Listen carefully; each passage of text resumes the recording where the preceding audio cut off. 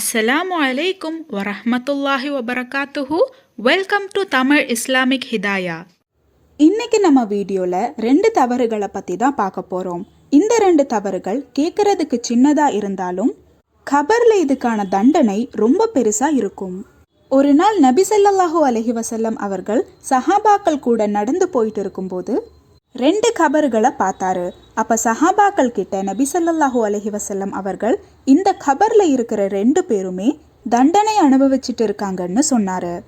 அப்போ சஹாபாக்கள் இவங்க 2 பேரும் செஞ்ச தப்பு என்னது யா ரசூலுல்லான்னு கேட்டாங்க. அப்ப நபி ஸல்லல்லாஹு அலைஹி வஸல்லம் அவர்கள் இவங்க பண்ண தப்பு ரொம்ப பெருசெல்லாம் கிடையாது. இவங்க 2 பேர்ல ஒருவர் சிறுநீர் கழித்து சரியாக சுத்தம் செய்யாமல் இருந்ததும் மற்றொருவர் புறம் பேசியதாலும் அல்லாஹு தஆலா இவர்களுக்கு இந்த தண்டனையை கொடுத்துள்ளான் என்று கூறினார்கள். இந்த ஹதீஸ் திருமிதியில இப்னு அப்பாஸ் ரலியல்லாஹு தஆலா அன்ஹு அவர்களால் பதிவு செய்யப்பட்டிருக்கு.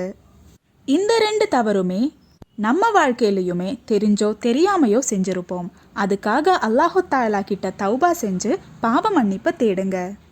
மீண்டும் இந்த தவறை நம்ம வாழ்க்கையில ஒருபோதும் நடக்காம நம்ம ஜாக்கிரதையா இருக்கணும். அல்லாஹு தஆலா நாம் அனைவரின் தெரிந்தும் தெரியாமலும் செய்த எல்லாவித தவறுகளையும் மன்னித்து அருள் புரிவானாக. ஆமீன்.